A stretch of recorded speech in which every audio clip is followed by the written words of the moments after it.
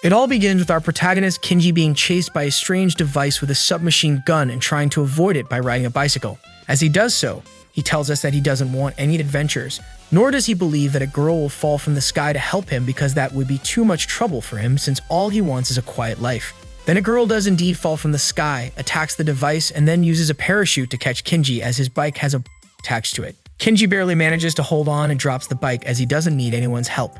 We then move on to Kinji's morning as his girlfriend Shirayuki arrives to give him breakfast even though she is busy, and even though he insists that it is unnecessary, he eats it anyway and thanks her. After she thanks him and he almost sees the plot, Kinji prepares himself by putting on his proof uniform as it is part of the school rules, but what bothers him is that his friend calls his ancestors heroes. She also warns him about Butei's killer, who has already been captured, but a copycat might appear. Kinji stays to check his mail until it is time to leave, and then he takes his bike to go to Butei School in Tokyo. The device we saw earlier starts following him, warning him about the on his bike and how it will explode if he slows down or uses the phone. This leads Kinji to believe it is a copycat of Butei's killer. At the same time, we meet Professor Sayonaki, who explains to his class that this school trains mercenaries, but unlike the police, their students can do whatever they want as long as they follow the school's rules. Back with Kinji, he starts to tire of walking so fast. But in the end, the girl from before shows up and saves him, as we already know. Soon after, he wakes up and finds that the girl is passed out on top of him, with all the weave on her face and her uniform open, so that he can see that her name is Aria. When he wakes up, she calls him and gets very angry. But just then, more submachine guns like the ones from before arrive and start shooting at them. Kinji tries to stay calm, but Aria is too close to him, and he can only watch as she faces the guns alone. In the end, Kinji comes to like her, and for that he puts away his weapons and leaves her aside, promising to protect her.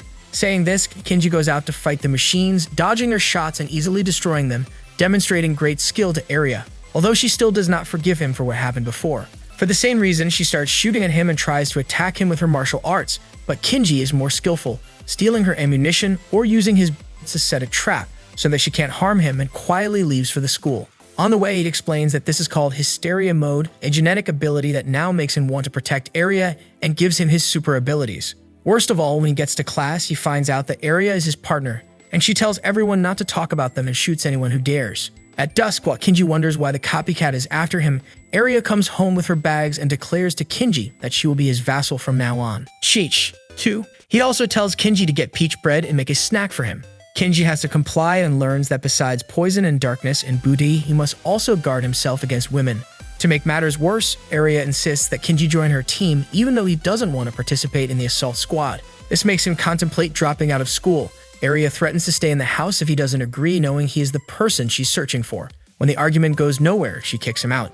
Later, Kinji returns, believing she's left, but Aria is actually just bathing. Shirayuki arrives and is furious about what happened to Kinji and wants to find the person responsible. Apart from that, she took a homemade meal to Kinji. However, when she heard Aria in the bathroom, she became possessive and wanted to confront Kinji. Fortunately, Kinji cleverly diffused the situation before it escalated and outsmarted Shirayuki. Aware that Aria would create chaos if she caught sight of him inside, he headed towards the bathroom to retrieve her swords. However, upon arrival, he discovers that she is leaving. When he attempts to clarify that he solely requires her weapons, he inadvertently removes her undergarments, resulting in her being penalized for being a... Eventually, they fall asleep. The following morning, Aria harasses Kinji, treating him like a servant. However, he resists as much as he can because she is smaller. They arrive at school where the teacher explains the curriculum. Assault students will learn combat, while Logi students will learn vehicle handling.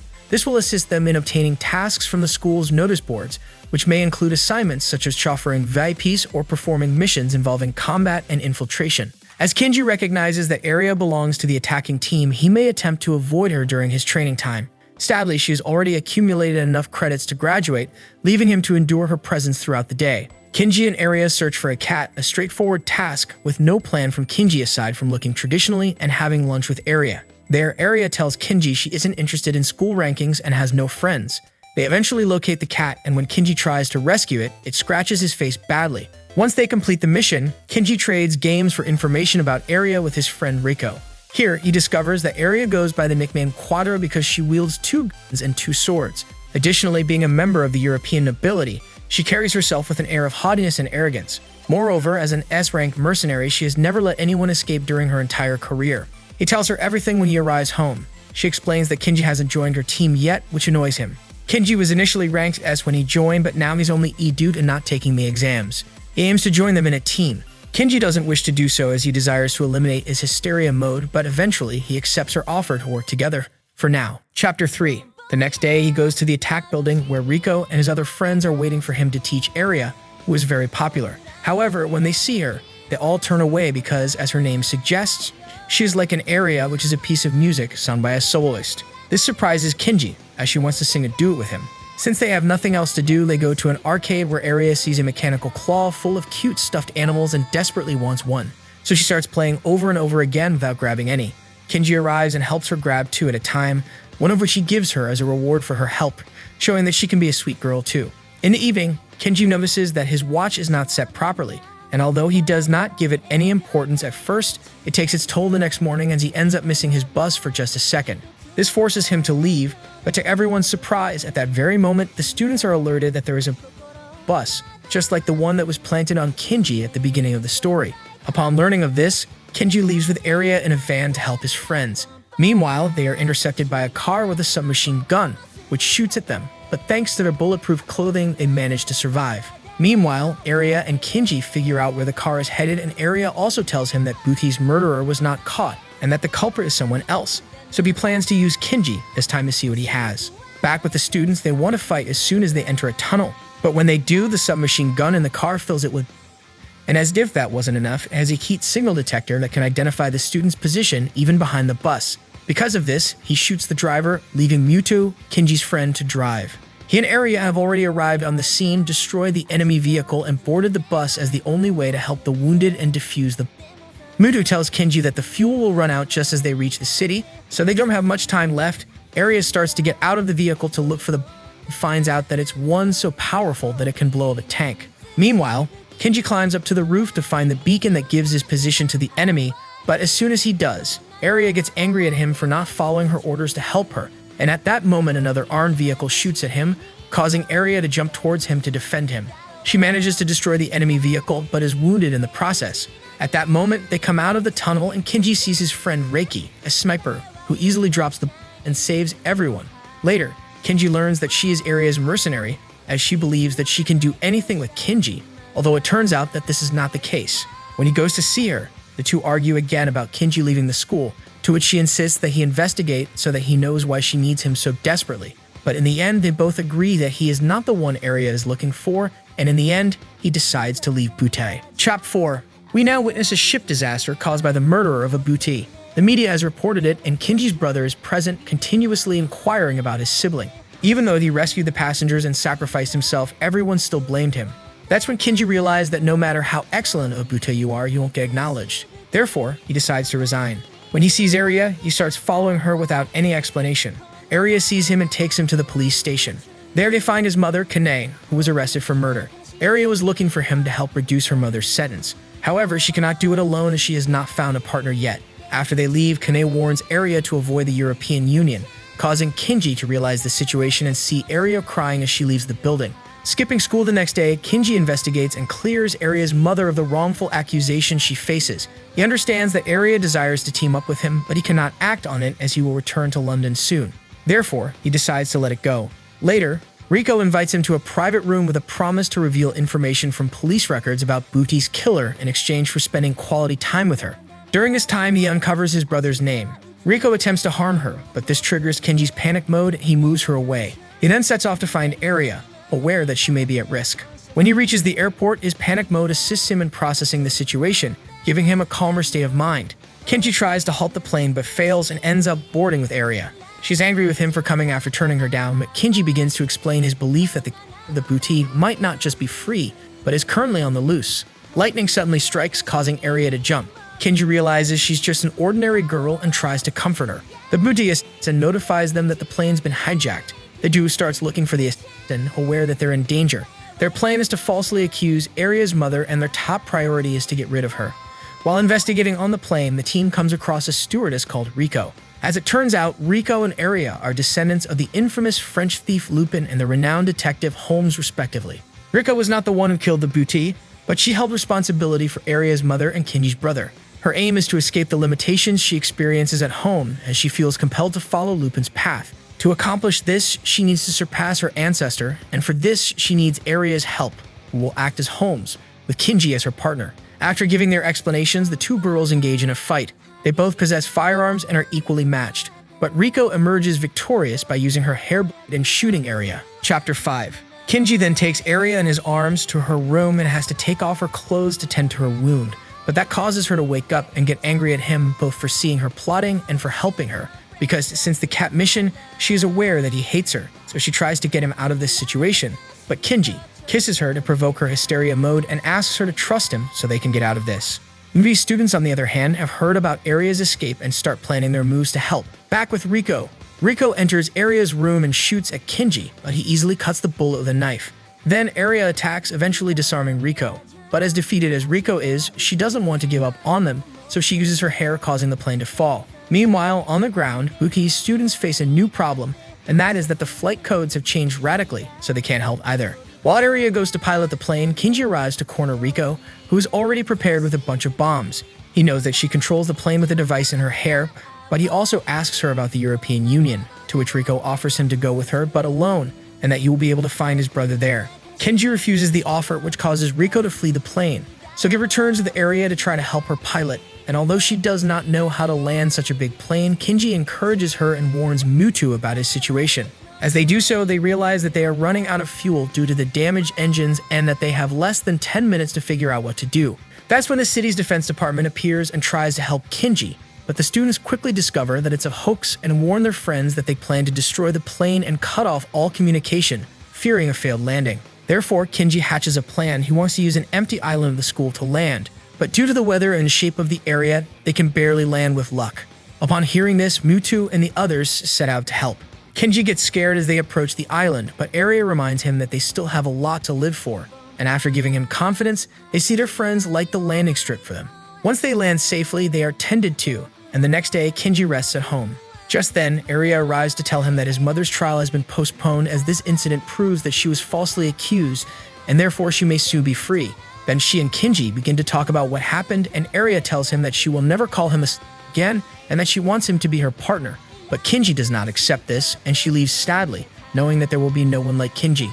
Kinji, on the other hand, remains firm in his decision, but when he sees Aria's keychain, he remembers the day they were together, so he rushes after her and catches up with her in the helicopter to ask her to be his partner, arriving just in time to stop her. That done, they both return to the apartment, where Kinji finally realizes that Aria is a descendant of Sherlock Holmes, but does not have time to assimilate it, as Shirayuki had arrived to finish off Aria, believing that she had desecrated his beloved Kinji. Chapter 6. Shirayuki fights Aria fiercely, unaware of their relationship.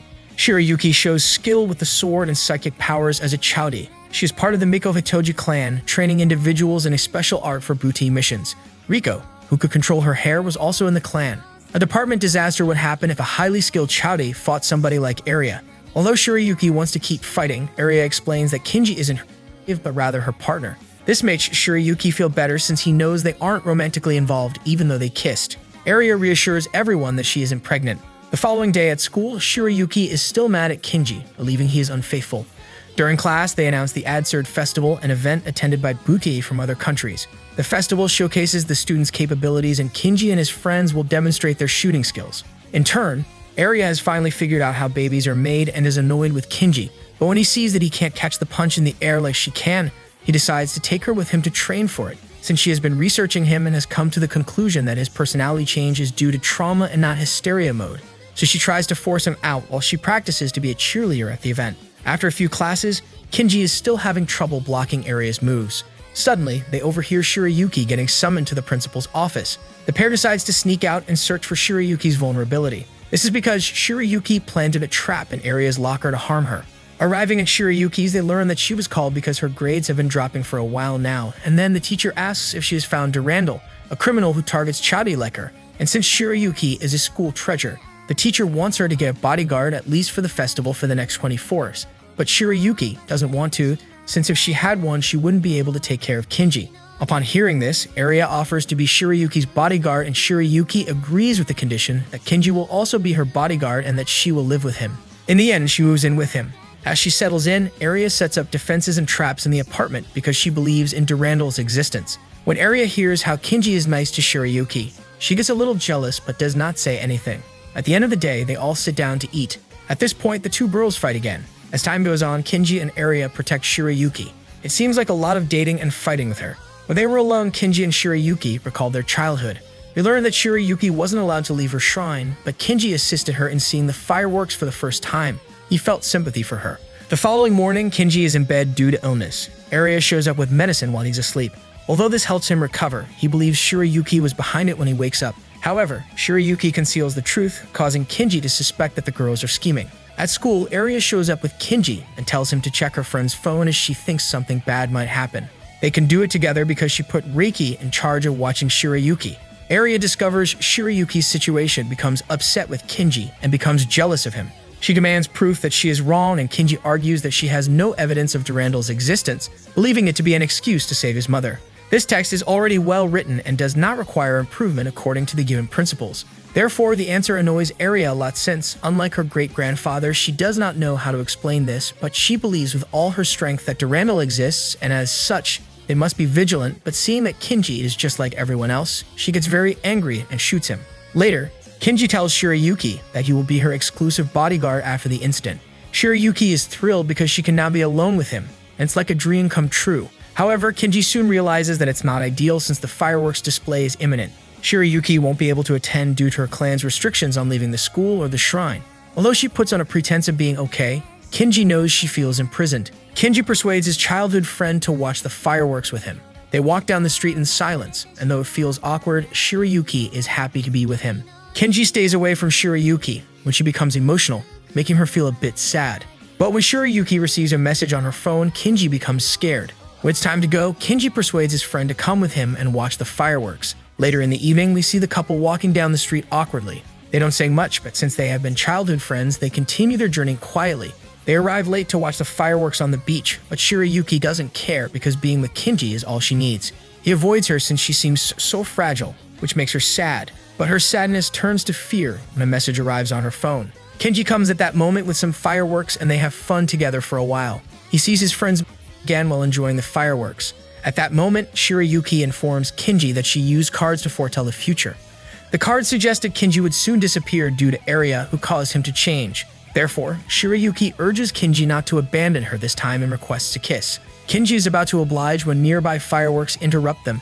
Shirayuki, sensing Kinji's distraction, pretends nothing happened and goes home. The following day, Kinji goes to visit her friend at the festival. Despite her friend putting on a brave face, Kinji can tell that she is not her usual cheerful self. As the festival continues, Kinji eventually receives a goodbye message from Shirayuki. Her teacher later arrives to ask for Shirayuki's whereabouts.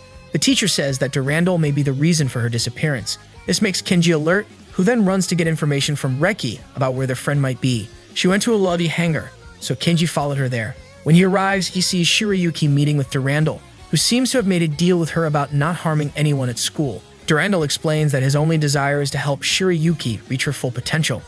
He offers to accompany her to the European Union, but Kinji intervenes. This causes Durandal to launch an ice attack before taking Shirayuki away. Just before Kinji is defeated, Aria arrives to assist and apprehend Durandal. Chap 8. Aria had learned Durandal's technique beforehand, so she knew how to unfreeze Kinji. She had prepared herself in advance to save him, and due to Butei's laws, she was committed to not breaking her contract even if she was angry with Kinji or Shirayuki. As a result, she attempted to confront Durandal, but he escaped and took Shirayuki to chain her up. Durandal also opened a hatch to release water and fled through a vent. As the room floods, Kinji urges Aria to leave because she could be swept away more easily due to her smaller size. He asks her to fetch Durandal while he tries to save his friend. Unfortunately, he fails to open the complicated locks. Shirayuki tries to persuade him to save himself, but he believes no one will grieve his demise, so they end their agreement. Kinji gets carried away by a stream but manages to swim towards his friend Shirayuki and kiss her. This causes her to go into her hysteria mode, allowing her to break free from the chains and be saved by Kinji. Shirayuki is happy to resume her contract with Kinji after he saved her. They eventually arrive in a dark area where they meet Aria once again. Aria almost falls into Durandal's trap due to a Kevlar cable.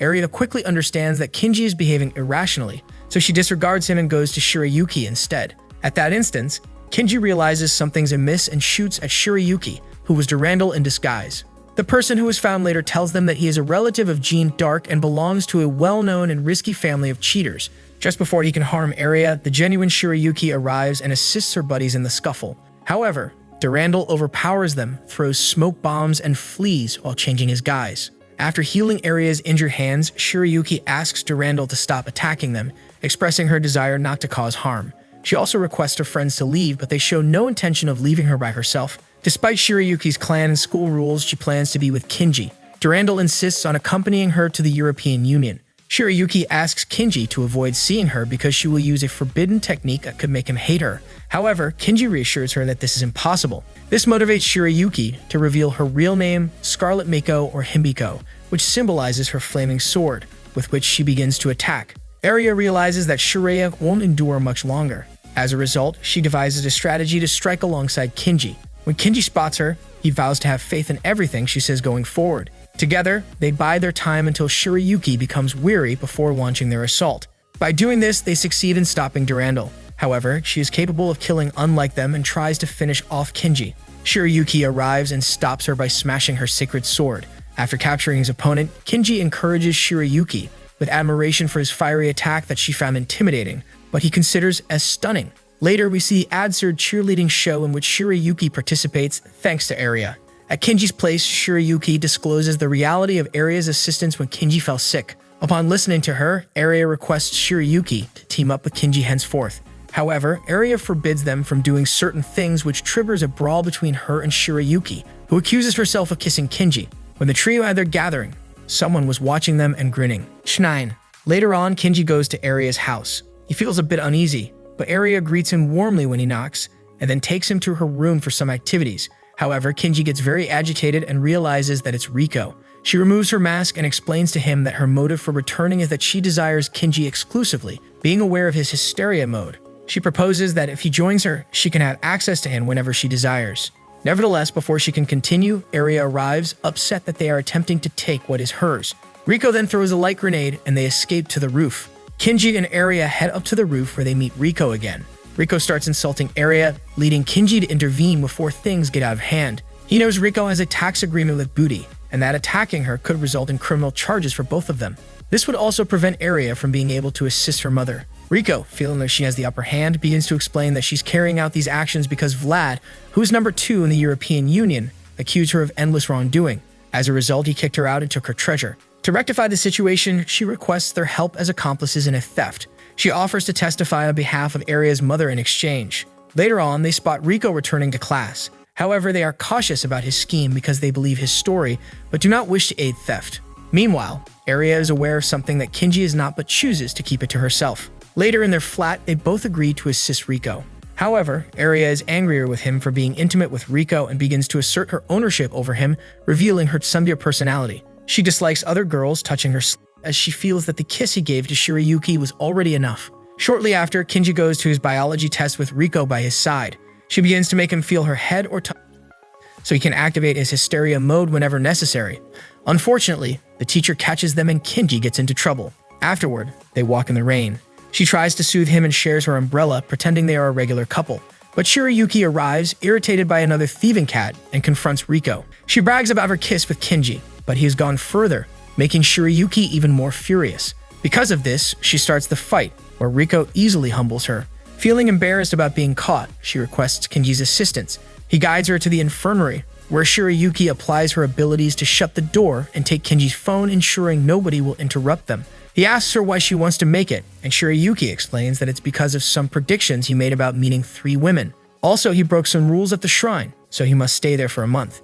He asks her to make something tasty, but Kinji doesn't want it. That's why he wants to spend more time with Kinji now, as he doesn't want someone else to take him away. Because of this, she destroys the heater and tries to force him into...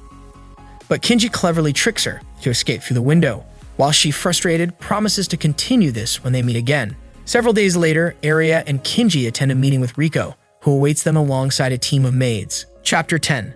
Upon seeing this, Kinji and his friend inquire why they are doing this. Riko clarifies that it is for their plan, as their objective is inside Vlad's mansion. Since they are unaware of its whereabouts, the only solution would be to infiltrate the mansion and search from within. To aid in this effort, they will disguise themselves as servants within the mansion. Kinji asks what they are searching for, and Riko informs them that they are intending to steal a rosary, a gift from her mother. This makes Aria sad, as she doesn't know why someone would take something so important from Riko. Aria then tells them that the rosary is a special item that belonged to her mother who has passed away. She becomes emotional and cries while Aria comforts her. Kinji looks at her with suspicion. Afterward, Aria takes them to a shop where they buy clothes for women. She makes Aria wear a maid outfit and asks her to act like one in front of Kinji. But Aria is too proud and embarrassed to speak properly, so she practices for hours until her pride fades. Riko notices her progress and arranges to meet Kinji in the infirmary without anyone else noticing. However, on the way, he encounters Durandal, who, after an agreement with a judge, is now a transfer student under the name of Inquesta Jean. She uses the chance to recount Riko's story, revealing that she was once held captive and tortured in her youth. Vlad was the one to blame, and she made many unsuccessful attempts to escape. Despite her numerous failed attempts to escape, Vlad made a proposal that would allow her to go free if she could defeat her ancestor, Lupin. Kinji realizes why Riko seeks to overcome Lupin. It is the only way for her to gain her freedom. There, Kinji comprehends Riko's desire to defeat him, as it will grant her freedom. Jean explains that Vlad is more than human.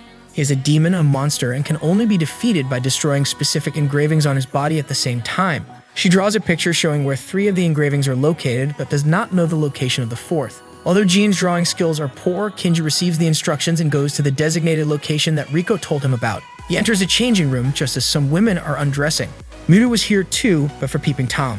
Afterward, Riko warned Kinji that if he didn't disclose the color of his she would reveal all the locker contents, publicly humiliating him.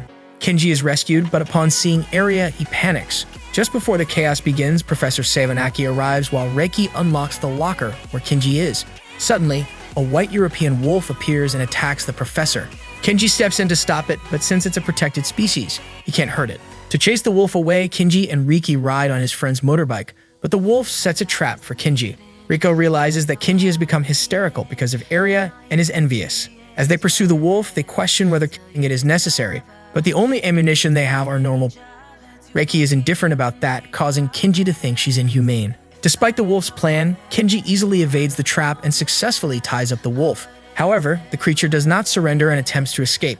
Reiki shoots it, but hits only its back, barely grazing it, which looks like a miss. However, Reiki has only paralyzed the creature by grazing its spine, as she intends to keep it as her pet. When Kinji comes back home at night, Aria is waiting for him, feeling upset. Kinji tries to explain himself, but unintentionally says that he wants Aria more than Riko, which embarrasses her greatly. Days later, Aria pours tea for Riko, playing the role of a perfect maid. However, the practice session comes to an end, revealing how much Aria has improved in her abilities as a maid.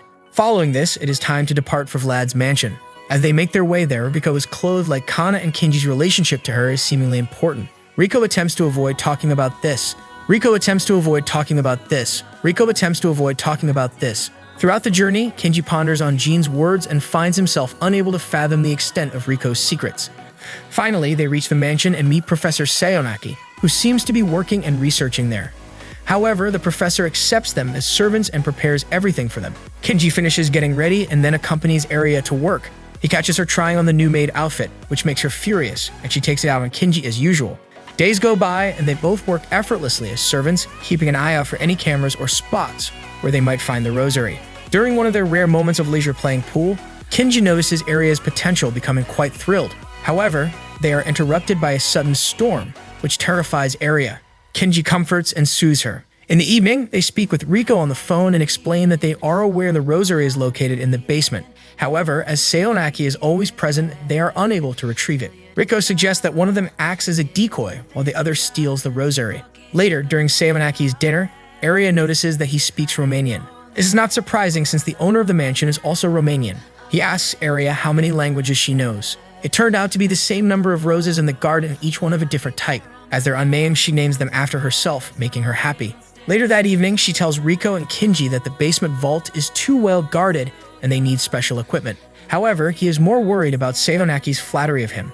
Riko irritates them both by suggesting that it's a lover's quarrel. Aria inquires about Kana's identity, but Kinji avoids the subject. Aria accepts his response. The following day, Aria takes Sayonaki for a stroll in the garden to divert him, while Kinji prepares to venture down the tunnel they excavated over a fortnight. As he descends, he puts together a tool to bypass the laser detectors. However, Sayonaki wants to proceed to the basement to continue working, and Aria tries to stop him. To make things worse, Kinji has lost connection with Aria. Things get worse as he hears that the connection is back. Aria says she will let him do whatever he wants later, but it was a trick by Riko, so he could finish the robbery quickly. They both leave with Aria and say goodbye to Sayonaki. Afterwards, they take the rosary to Riko, but during the handover, she kisses Kinji. At that moment, she activates her hysteria mode and reveals that it is all part of a plan to prepare for their confrontation.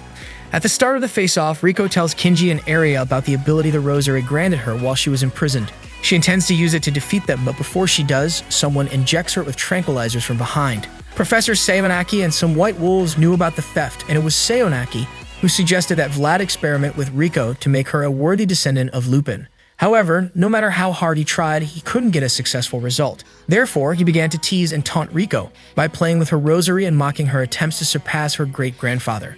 Aria is unhappy, but Seonaki clarifies that summoning Vlad is essential. Suddenly, Seonaki's body metamorphoses into Vlad with an altered look and increased abilities.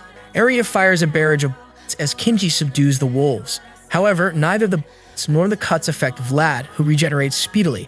Upon observing this, Aria comes to realize that Vlad is a mere disguise, as the actual identity of this creature is Dracula, a vampire ogre who utilizes the blood and genes of others to increase their own strength gradually. He obtained his power and conquered his weaknesses to fight alone and against Garlic. However, he now takes pleasure in tormenting Riko and reminding her that he's just a failed experiment who never intended to uphold his agreement with her. Consequently, he seeks assistance from his friends, who swiftly come to Riko's aid. While Aria is engaged in battle with Vlad, Kinji escorts Riko to the roof and presents her with her mother's rosary.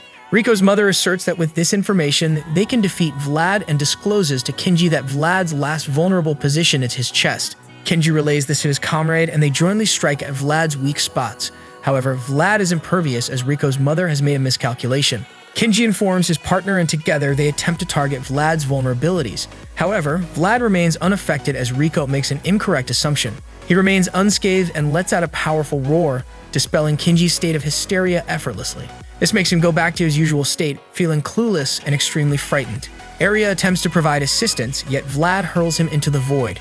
Then Riko chases after him to rescue him using a parachute. She suggests that they escape as Vlad is too powerful to overcome. However, Kinji wants to attempt to save his partner, Aria, and prevent Riko from being further exploited by Vlad. He convinces Riko to help him rescue Aria, who is currently fighting the vampire. Unfortunately, Aria is left vulnerable to an attack when a lightning bolt strikes. Her friends arrive just in time to save her, and Riko takes the chance to flirt, triggering Kinji's hysteria mode again. When they make it to the fighting area, Kinji knows they only have 4 left. His only choice is to attack the enemy's weak spots again, and he requests his friends to put their faith in him.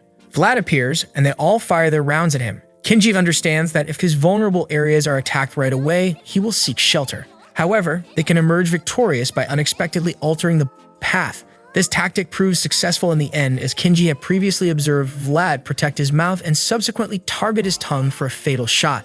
Having finally gained his freedom, Riko puts on his best Lupin impression, neglecting to offer thanks to his friends but making sure they understand that he respects them and will stand by his promise to testify for Aria's mother. With that, he leaves the scene in a dramatic fashion. The following day, Kinji goes shopping with Aria but sees Kana outside the shop. Before she can find out, Aria happily tells Kinji about Riko's testimony and how her mother will soon be free. Later on, Kinji and Mewtwo are seen on a journey with all of the waifus, along with Professor Suzuri, who is irritated that Mewtwo addresses her by name due to his trustfulness. She informs them that they will be training in the hot springs. Unfortunately, the storm makes their journey difficult. However, they reach the village safely once the storm calms down. On the journey to the hotel, Riko and Shirayuki quarrel over Kinji, as they both wish to spend time with him. Aria intervenes to cease their dispute. Eventually, the group arrives at the hotel, where the teacher reunites with an old friend who was also a Butei.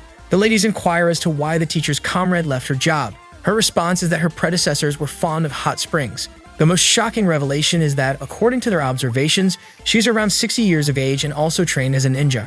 As the girls get ready to bathe in the hot springs, we notice that someone mysterious is observing them from above. Once they all arrive at the hot springs, they act flirty with Shirayuki by friendly way. But this bothers Aria because she is the least well-endowed in the group. Her frustration worsens when she sees that even the teacher and her friends surpass her in this regard. Meanwhile, Mewtwo attempts to explore the upper levels but is obstructed by a companion of Suzuri. At the same time, Kinji emerges from the lavatories and senses an eerie aura emanating from the unidentified individual observed earlier. Once the girls finish, they enjoy a game of ping pong together. However, Aria and the others sense the same ghostly aura as Kinji, yet they opt to disregard it. As they head to their room, they notice that Jeannie is missing and commence searching every corner of the inn. Eventually, they locate her as a doll in the middle of the courtyard. Luckily, she regains consciousness but has no memory of the events that have occurred. To confirm everyone's doubts, Reki's wolf senses something peculiar and hazardous in the vicinity. After helping Jean, they verify that he is a previous member of the European Union who has the ability to manipulate people, as he did with Jean. This is an uncommon skill that Suzuri may have taught him. Just then, Kinji arrives to request their assistance in locating Mewtwo, whom he cannot find. Together, they search for Mewtwo and discover him lying on a glass ceiling, from which he falls upon being found. This notification causes everyone to get ready to search for the perpetrator. Therefore, they search for the teacher and her friend to divert their attention, but they discover them tied up and hanging from the ceiling in a disturbing manner. Aria spots a boy who has been bullying them, but he runs off before she can catch him. He leads the group through the inn, and eventually Aria and Kinji become separated. They end up in a room filled with talismans, and a terrifying hand emerges from one of the doors, causing them to freeze in fear. But suddenly, they wake up and realize it was just a dream. Upon arriving at the inn with Suzuri's friend, they are already aware of everything that will happen from that moment on. They feel frightened, yet the boy watches them from the shadows with a smile.